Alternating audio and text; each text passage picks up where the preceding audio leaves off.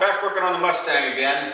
It's winter time here in Connecticut, so I'm here in the garage, but it's unheated, so it's still pretty cold. So I have to dress like I'm almost going outside. But anyway, what I'm working on today is making some measurements on the back of the car to figure out how much the frame is bent or twisted. If you go back to some of my earlier videos, I showed you when the car was out in the driveway that this passenger side is higher at the back end of the car, at the tail lights, than it is on the driver's side. So I know I can see all the damage on this quarter panel and on the door skin that we replaced. But the car definitely got hit on this side, and I think it was raised up in that accident. So I'm going to try and take all this sheet metal off, put on the new stuff, and get everything squared up and level again. So what I've done so far is I've removed the rear axle, the springs, and the shocks. The gas tank is out, the trunk lid is off. Pretty much everything on the back of the car that you can unbolt and remove, I've taken out. I have the car on a couple of jacks right now, jack stands. And the first thing that I want to do before I start making any measurements is make sure that the car is level right now. Otherwise, if I start making measurements from certain points and the car's not sitting level on these jack stands, my measurements are going to be off and it's going to be useless. So what I'm showing you right now is the bottom of the car. You can see that I have it on a pair of jack stands. There's one right there, pretty much underneath the back end of where the door closes.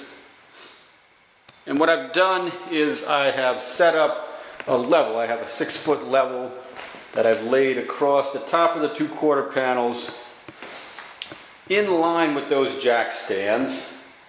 I'm assuming that the height from the top of this quarter panel where the level is sitting, down to the bottom of the car where the jack stands are, is the same on both sides.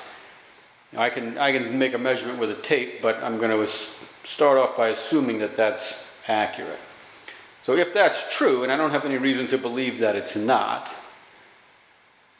then that level should be supported at the same height on both sides. So the only thing that would affect whether it's actually level or not is how the car is sitting on the jack stands. All right, so I got a light on this thing, and here you can see that that level, getting a little tighter, is centered perfectly. So what that tells me is that right now the car is sitting level on the jack stands.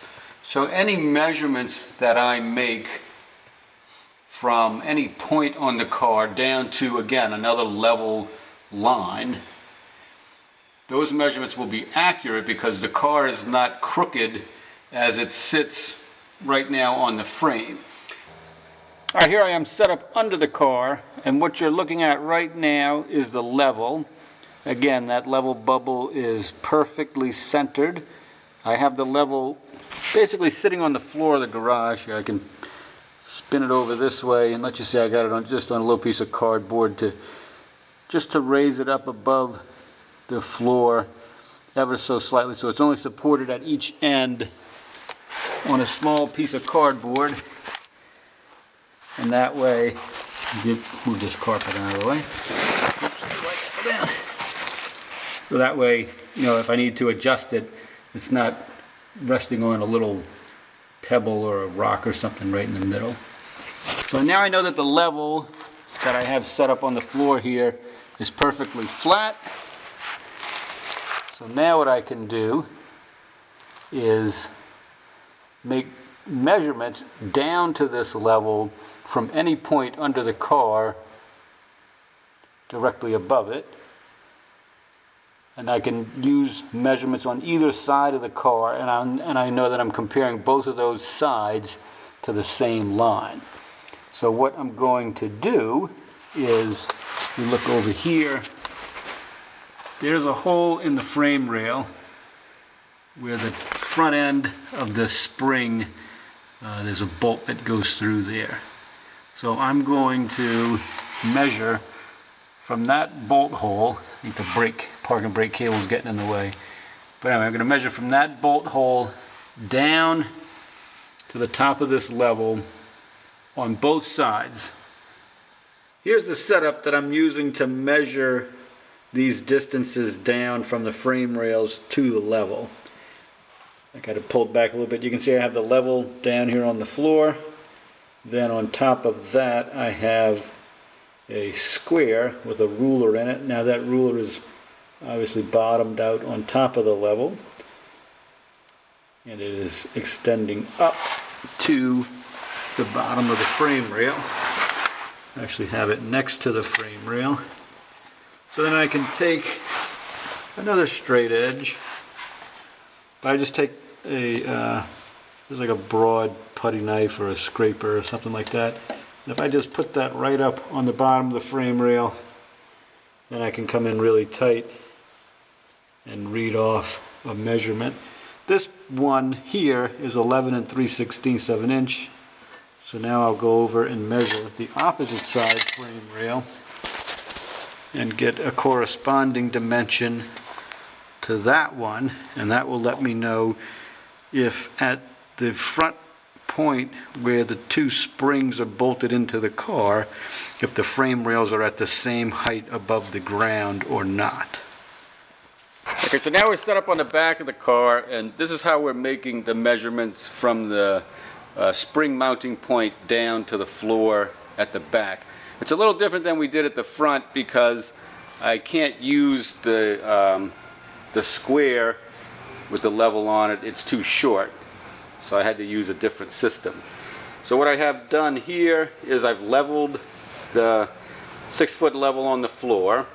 It's on a couple of 2x4s and a little cardboard shim on one side, and if I come in tight here, you can see that this thing is right level. So now when I measure down from the car, I can measure to that level, and I'm going to have a flat surface that's level from side to side on the car. So now what I've done is I've taken this yellow tape measure, which has a magnetic tip on the top, and I got it stuck to the frame rail right underneath the spring mounting hole. And then I have this little magnetic level stuck to the back of the tape to keep it plumb. So when this little bubble is in the middle of the hole, which it's off a little bit right now, I know that the tape is plumb. Whoops, gotta go the other way. Okay, so now that I got the tape plumb, I can come down here and I can read the tape where it intersects the top of the level. And it might be a little hard to see on the camera here, but it's about 19 1/8, between 19 1/8 and 19 3/16. And when I come over and do the other side, it's right at about 19 1/8. So we've concluded that the two spring mounting holes in the back of the frame are within a 1/16 of an inch of each other. So obviously the frame isn't twisted enough to cause a 3/8 of an inch or a 7/16 of an inch twist in the body of the car. So I think the twist that we see when the car is on the springs and on the rear end is in the sheet metal. But we're going to do one more measurement on the springs themselves to make sure that the springs aren't the cause of the problem. So we'll do that next. Okay, so now we're going to do one more measurement to really make sure that there's nothing else on the back of the car that's causing it to sit crooked except for the sheet metal. And what we got right here are the rear leaf springs set up on the ground, and I put a piece of tape on them and drew a line across each spring at the same point. And what I want to do is I want to measure the height of both springs above the floor right now in the unloaded condition, and then I'm going to stand on each spring one at a time, and we're going to measure the height of the spring above the floor again when I'm standing on it. Because my weight doesn't change in between the time when I stand on the first spring and the second spring, the heights of the springs when I stand on them should be the same if the stiffness of the spring, of each spring, is the same. So the only reason that the springs should be different heights when I'm standing on them would be a difference in the stiffness of the spring, which could then translate into a difference in the ride height of the car. So the first thing we're going to do is just measure the height of the springs above the floor right now as they sit. Grab the tape measure. And we'll do it right to this. I got this line on this piece of blue tape. And we can measure that. So we can measure to a consistent point both times. And that looks like about 9.5 inches on that one. And that's 9.5 inches on that one. All right, I got them sitting on a piece of cardboard at both ends so they can slide on the floor and not scratch up my fresh paint job that I did on these a while ago. So now I'm going to stand on this one, and then Colin is going to measure the height of the spring after I stand on it. All right, just okay. Why don't we turn around and measure from the ground up, Dave? 8 inches. 8 inches. All right. So let's write that on that piece of tape, 8 inches. So we know that this spring is 8 inches when I'm standing on it. So now we'll set up the next one and measure that one.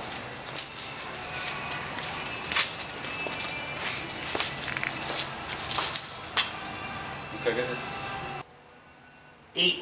8. All right. So both springs are the same height unloaded and then they're both the same height loaded. So that means that the stiffness of each spring is the same. So when it's in the car, the springs are not different. They're not producing any difference in ride height. So we know pretty much now that all of the differences in the measurements that we've made to the sheet metal on the back of the car are the result of the sheet metal alone and really nothing else. So that's going to allow us to fix the sheet metal and not worry.